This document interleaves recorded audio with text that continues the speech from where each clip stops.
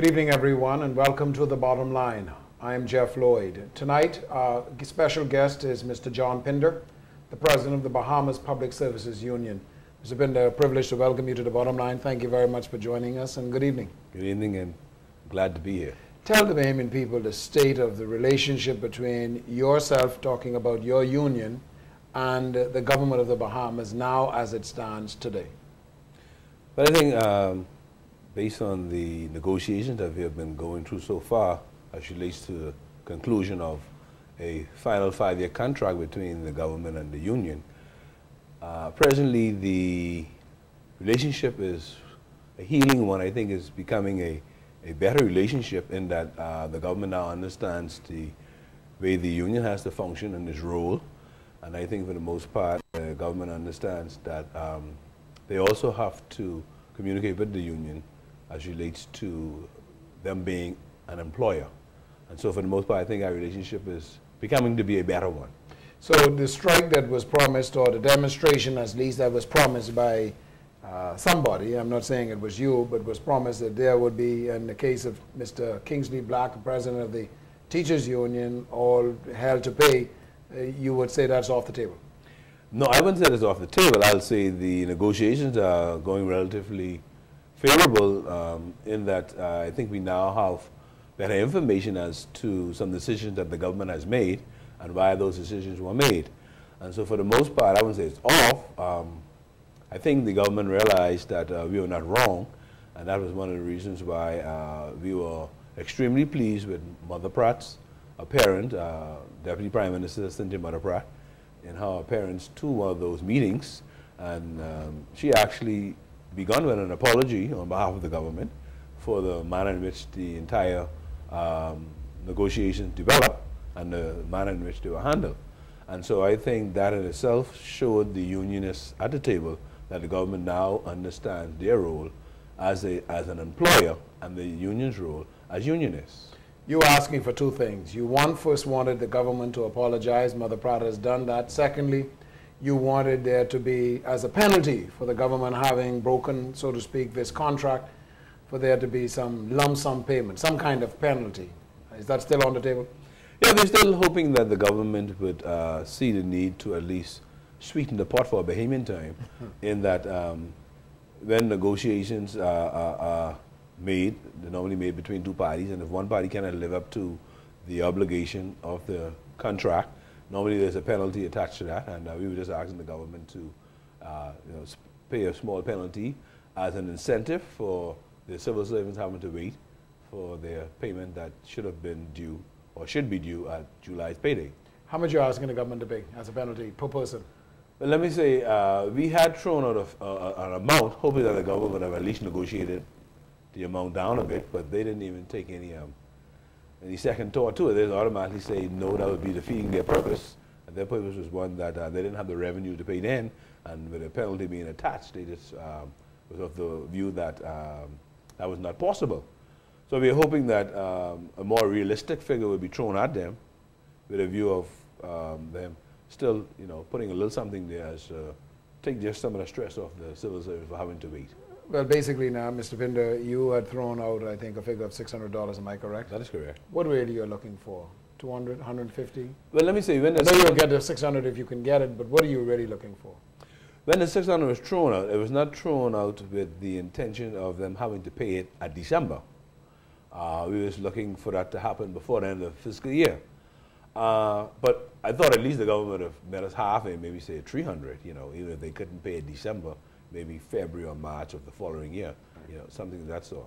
But Mr. Pinder, you understand, sir, and I think after the meeting you had with Mother Pratt, Honorable Alfred Sayers, the Honorable Fred Mitchell, I think there was a previous meeting you had at the Central Bank when the economic circumstance of this country was explained in detail to the union leaders at this time. You seem, according to the recent press reports, to seem, and as well Mr. Kingsley Black, to be satisfied with the government's explanation. You just said a moment ago that you understand now why the government has had to make some of the decisions that it's had to make. Why are you still pressing when we are not able, I'm talking about the country, not able to pay the monies now, won't be able until probably December, the commitment is December. Why are you pressing them to give you an additional $300 per person? Well, let me say, the information that we have been receiving doesn't speak to the fact that the government was not in a financial position to make those payments. So you say the government is lying? I don't want to say the government is lying, but based on okay, let me just give you an example. When we stopped with the central bank governor, he indicated to us that the country's deficit is at 122 million, which causes the GDP to be 2.2%. Had the government... The deficit? Yeah, 122 million? The deficit, this fiscal year this deficit, fiscal year. yeah, this okay, fiscal year deficit is at 122 million. We argued the point that had the government included the 24 million owed to civil servants, the deficit would have been 146 million, which would have taken the GDP around 2.7%. Now, the government position as relates to the IMF recommendations is that I think you always try to keep it below 3% or in the 3% range. Right. But we saw statistics where the GDP was at 3.6%, and there was no alarm, and there was no problem as relates to civil servants receiving what they were entitled to. And so I just thought that argument was not a good one or a good reason as to why they couldn't make the payments. So we looked at that, and we figured, if they really had intention of making these payments, they could have done that. And that was one of the reasons why we applied the kind of pressure that we were applying to try and get make good on the contract. But the Prime Minister in the House of Assembly said that the government's debt ratio, something of that nature, was now 3.6%. That the previous administration, because of its own fiscal management, had put it in the kind of precarious position that it is. And that if you were to go ahead and borrow the monies that you were requesting and demanding in order to meet the commitments that was agreed by the former administration, it was going to take that ratio up to 3.9%, bringing it perilously close to the 4%, which, of course, is the threshold that the IMF warns as being absolutely dangerous and headed toward a precipice from which you may not recover. You accept the Prime Minister's assertion? Let me say once again, based on the figures and statistics that has been presented to the Union, we scrutinized those statistics, we reviewed what was presented. We know that anytime it goes beyond 3.5%, you're definitely in the danger zone. You're in the red flag is out. But once again, I still maintain that because of the manner in which the Prime Minister indicated we could receive this increase was not a good one. In that he mentioned if the country were to raise $12 million in revenue, and I think he meant an unanticipated, an additional, is what he said, an additional $12 million by December, then he may make these payments, or he may make part payments. And that is where the problem arose, because we know for sure that based on the statistics that has been presented over the past 10 years, never in the history of the country that they really raised an unanticipated $12 million in revenues. And so that's why we got kind of frightened. We said, hold on, we think it's more feasible for the government to find $2 million per month than to try to accumulate $12 million at December. And in any event, it's still going to cost the government $24 million, whether they pay in July, February, or December. You would not accept, you're saying to us, an indefinite delay of the payment that was agreed. In other words, if it comes to it, you are not going to accept the government saying, listen, Mr. Pinder, Mr. Black, the country is simply not, as it has been said to you before, but understanding the agreement that was established between your organization, although not necessarily with you, and the former administration.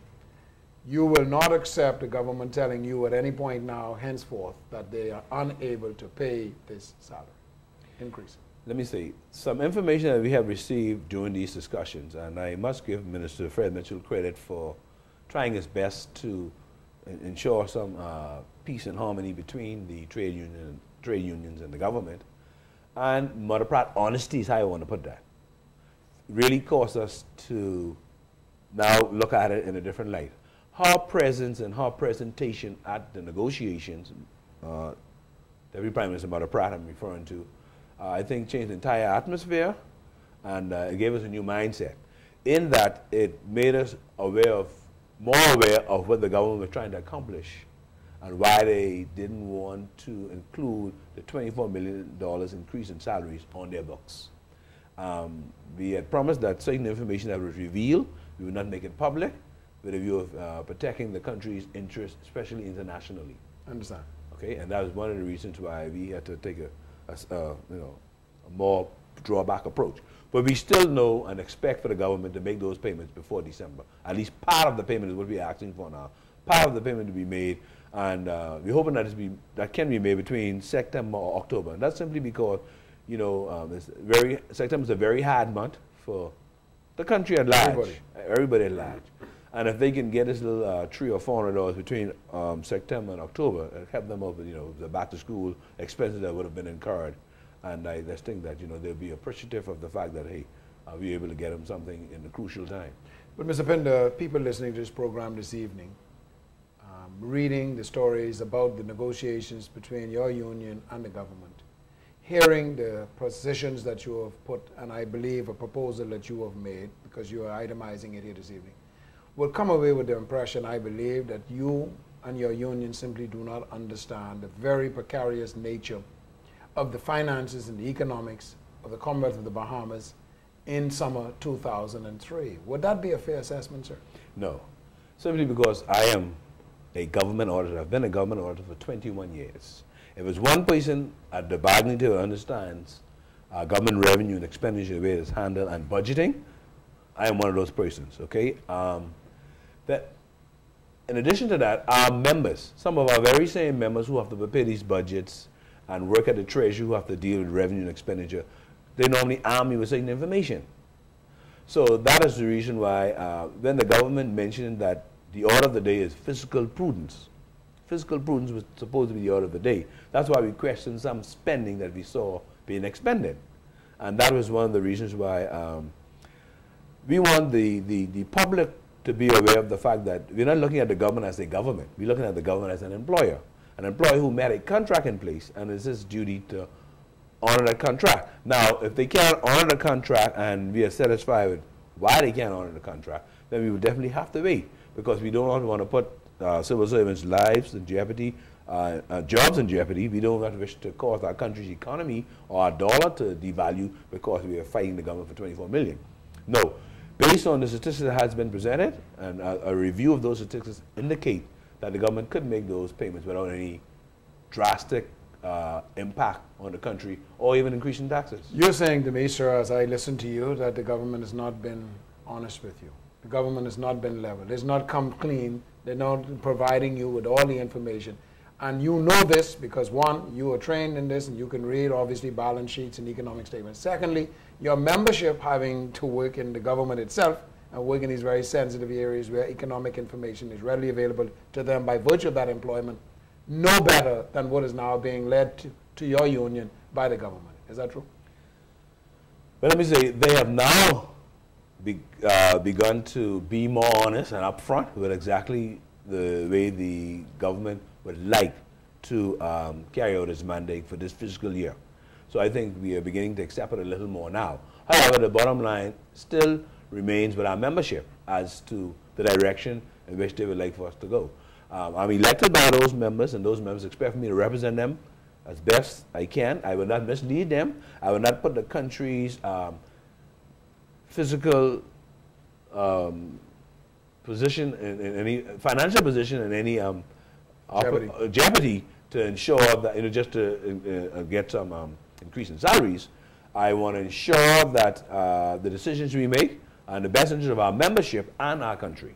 You're satisfied that the members support you at this moment? I'm talking about the wide majority of members of the Bahamas Public Services Union. Most definitely, especially when they look at... You are not being driven by a small minority who out to sit there embarrass the government of the Bahamas. No, sir. Principally because they're the Progressive Liberal Party government and they're not supporters of that government in the first place. To the contrary, and the government knows this, some of their very, very senior supporters, I talk with some at a council level, are actually pushing to have these funds paid in July. How do you see? There's some people who want this paid. This is how some of our members said it to me. There's some people who want this, Mr. Pinder, but there's some of us who need this. And so that is... You know, we're talking about $100 a month. That's only $100 a month. But believe it or not, Mr. Lloyd, there are persons who have already spent that $100. I gave an example of a lady who came to the union to borrow $500, and she only had a small bit of salary left. I said, you sure you want to do this? You only got a couple of dollars left. She said, that's all right. Come July, when I get the $100, that'll level things for me. Mr. Pinder, what about the accusations that you yourself are driving this because of a certain political, even though hidden agenda, that you yourself are looking potentially down the road 3-4 years when you may no longer be or wish no longer to be the president of the Bahamas Public Services Union, and that you wish to enter into the political fray as potentially a candidate for the Free National Movement in Fox Hill? Any response to that, sir? You know, let me say this to you. Absolutely, that's the first true at this time. Simply because this is my first year in office as president. There's some things I would like to do. It's going to take me more than 3 years to accomplish those. I need at least 2 terms in office as president just to accomplish some things I'd like to accomplish. I am not a financial member of no political party. I am not actually a member of no political party. And as long as I sit as president of the Bahamas Public Services Union, I know I have PLP members, I have F&M members, I have CDR members, I have independent members. I would never, ever put myself in line with no political party at this time as long as I sit as president. If my people, I am born in Fox Hill, and if my people in Fox Hill was to approach me and they want me to represent them, I take that an honor. But I don't have any interest in that at this time. And nobody has approached you at this time? Nobody has approached me. No kind of political shenanigans have gone around your head and possibly persuaded your heart to even remotely consider, are you saying to us this evening, Mr. John Pinder, the opportunity for being a candidate in the next general election? Well, let me say, ever since I've been elected president, even before these negotiations begun, persons have been saying to me, John, you're young, and I believe your next step now will be the House of Assembly. Persons have been saying this to me, and none of persons have been encouraging me, but none who is in a position to say, here's a nomination, or I want to give you a nomination. No leader or no hierarchy in any of government, any party, not the government nor the opposition. Nobody has approached me. Okay.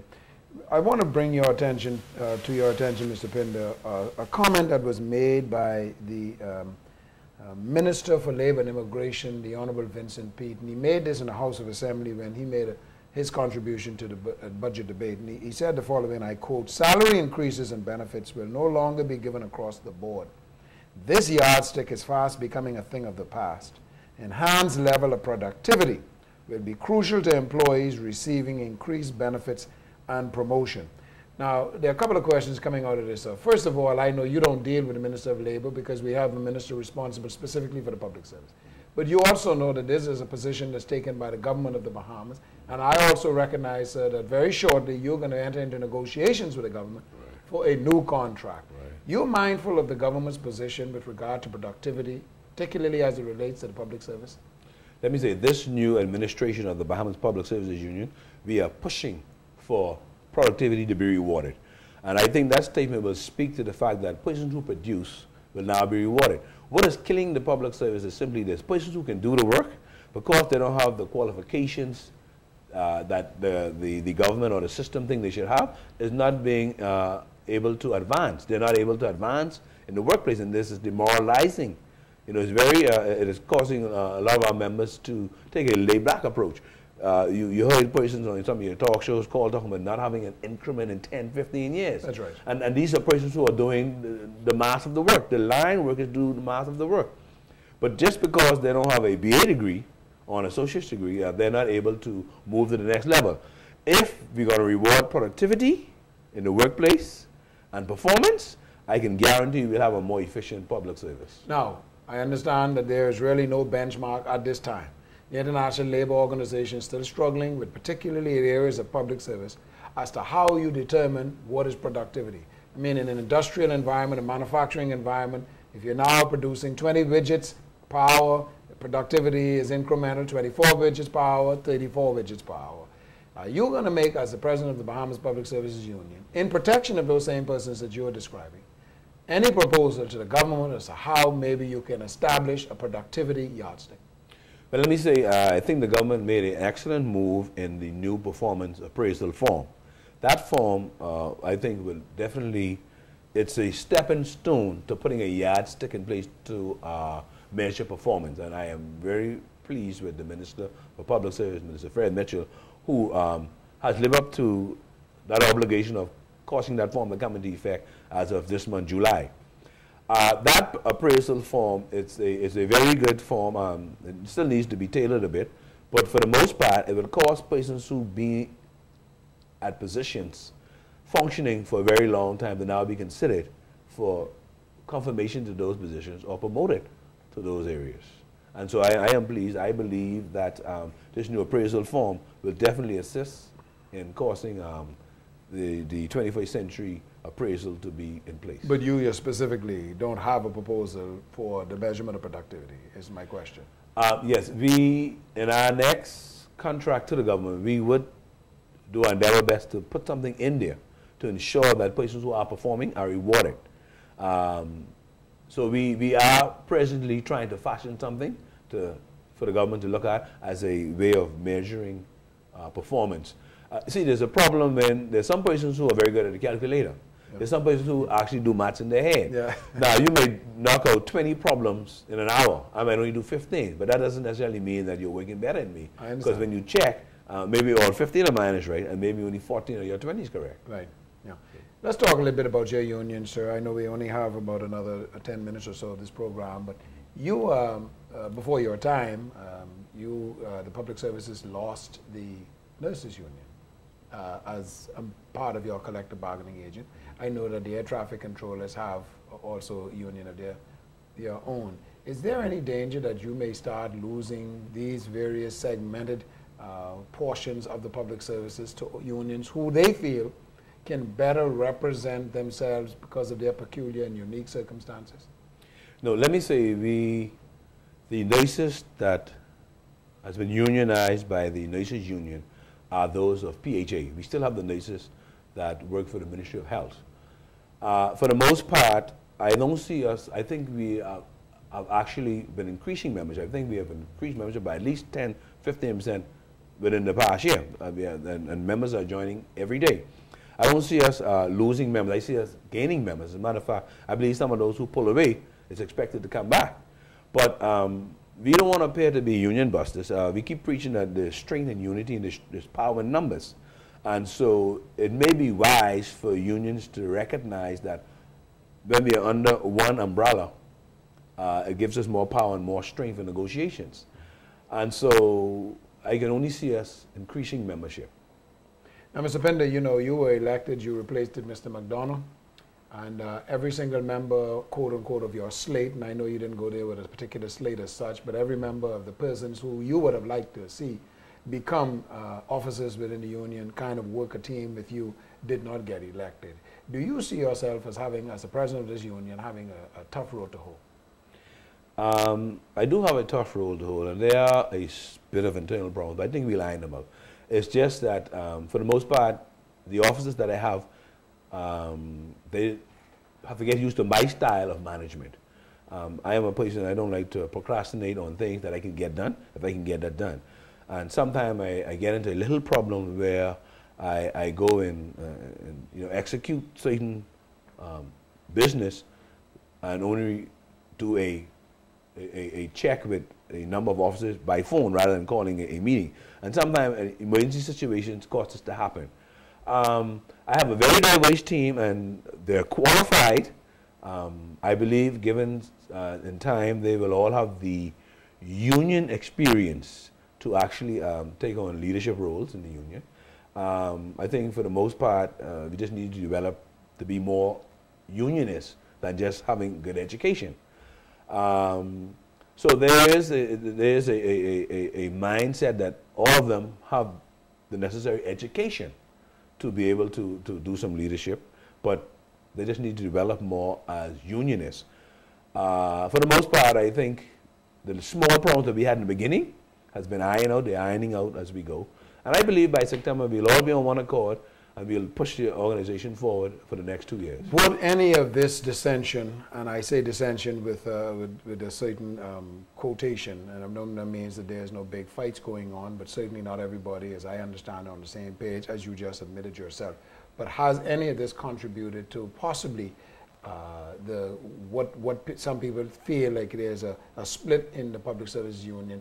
Some people are pushing you to go ahead and be more aggressive with the government, and some people are saying, my God, please understand where the government is coming from, lay back and lay off.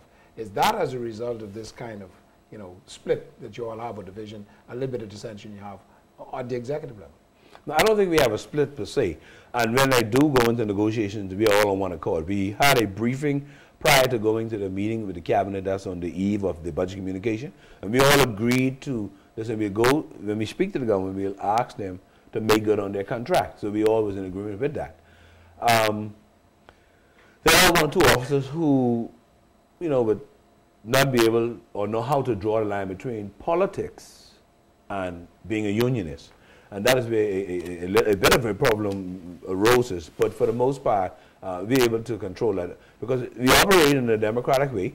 And if the majority, whether I like it or not, if the majority of my officers say we're not going for it, then we can't go for it. When you speak about people being educationally qualified but not yet having a sense of being a unionist as such, I want to refer you to something again that the Honorable Minister for Labor, the Honorable Vincent Pete, made when he made his presentation in the House of Assembly. He said, and I quote, "Therefore, ongoing discussions are now being held with sister Caribbean nations to examine how best to establish a labor college in the Bahamas. This initiative will not only assist in the education and development of unionists, but it will encourage them to foster greater industrial harmony in the workplace," end quote. Are you assisting the government in the establishment of a labor college in the Bahamas? One, and do you agree with this idea? Certainly I agree with the idea. The government hasn't approached us on any assistance, but I know we continuously bombard them for training of our officers and our members.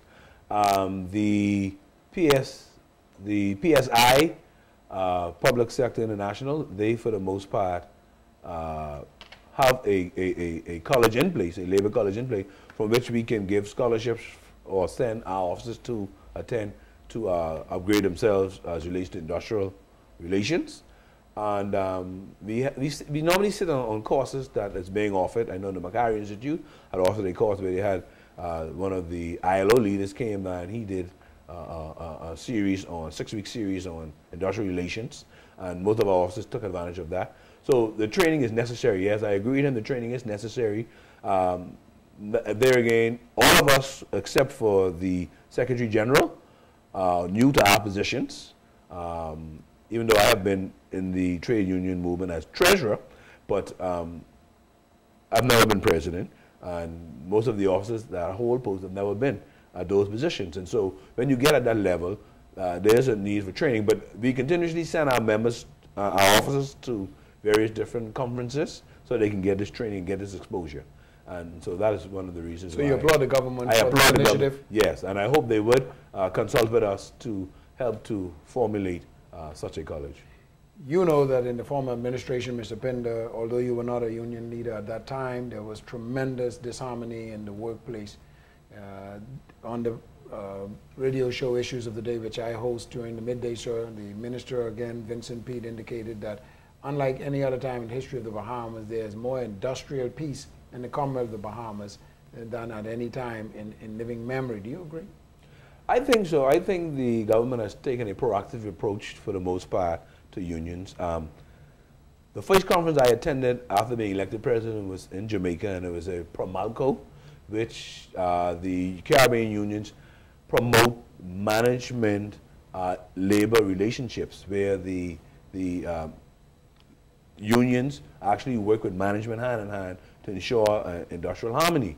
I wrote to the government upon my return, and I shared my view on that, and I asked them to ensure or to make possible for an officer of the Bahamas Public Services Union to sit on any board where we represent the majority of the category of workers. That has not happened so far. To my knowledge, not one officer of the Bahamas Public Services Union has been given an appointment to any board. And I take exception to that, but I don't know if the government would use wisdom and cause this. Because we have a lot of problems that happen in a number of areas, like the College of the Bahamas and at PHA. Right. And both of them have boards, but none of our officers sit at any of those boards, or even not an officer. We don't have any representation at those boards, so that we can know the mindset of management, and we could actually make sensible contribution to ensure that our members are covered. Got a final question for you, sir. Take a look at the labor movement in the Commonwealth of the Bahamas. You just had Labor Day about a month and a half ago.